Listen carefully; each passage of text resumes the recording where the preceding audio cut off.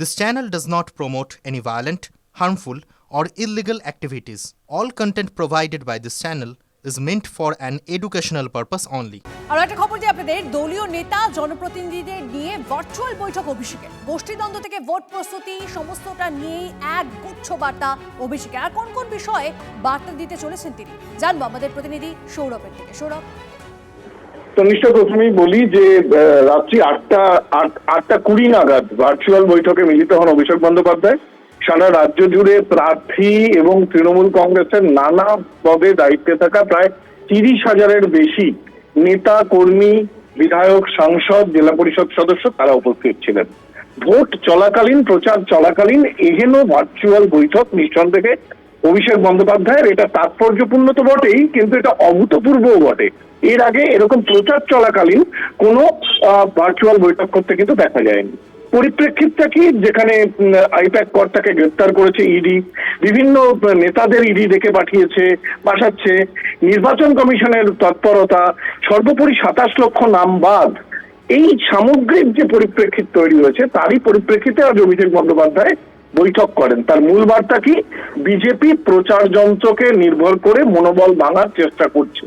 1, 2, গোষ্ঠীদ্বন্দ্বের ওপর আরো একবার তিনি নির্দেশ করেন গোষ্ঠীদ্বন্দ্বকে কোনোভাবে বরদাস্ত করা যাবে না।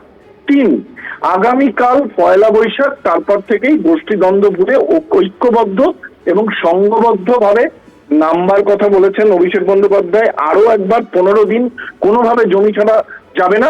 আসলে এই যে একদিকে বিজেপির প্রচার, প্রধানমন্ত্রী, স্বরাষ্ট্রমন্ত্রী আসছে, অন্যদিকে কেন্দ্রীয় সংস্থাগুলির তৎপরতা, তার জায়গা থেকে যেন কর্মীদের মনোবলে কোনো চাপ না পড়ে, সেই জায়গা থেকে কিন্তু অভিষেক বন্দ্যোপাধ্যায় আজকের এই ভার্চুয়াল বৈঠকটি করলেন।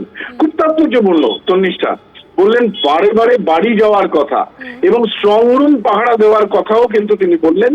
আরো একবার বললেন চতুর্থবারের জন্য মুখ্যমন্ত্রী হচ্ছেন মমতা বন্দ্যোপাধ্যায় এবং কোথাও যেন জমি ছাড়া না হয়। রাহুল গান্ধীকেও নিশানা করেছেন, মানুষকে বোঝাতে বলেছেন কর্মীদের যে মালদা, মুর্শিদাবাদে কংগ্রেসকে ভোট দেওয়া মানে বিজেপির হাত শক্তিশালী করা। অর্থাৎ একেবারে লাস্ট মিনিট একটা ভোকাল টনিক আজ শোনা গেল। একদম ধন্যবাদ। লোকসভার আসন সংখ্যা বাড়াতে বিল পেশ করতে চলেছে কেন্দ্রীয় সরকার। আসন সংখ্যা 543 থেকে বাড়িয়ে 850 করতে চায় কেন্দ্র। বৃহস্পতিবার সংসদে বিল আনতে পারে মোদী সরকার।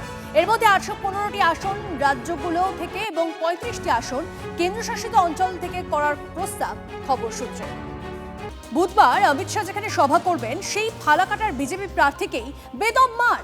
ফালাকাটার কাদম্বিনী চা বাগানে প্রচারে গিয়ে আক্রান্ত হন দীপক বর্মন। রক্তাক্ত হন দীপক বর্মনের গাড়ির চালক।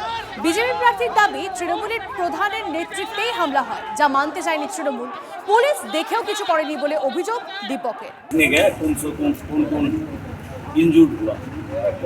जाने के बाद यहाँ का जो प्रधान है रवि कुमार मिंज को खुद आके हिट किया। अमित भाई से कहिए हमारा बंगाल का हालत ऐसे है, तृणमूल का पैर की तला से माटी फिसल गया, इसीलिए वो ये गुंडागर्दी कर रहा है।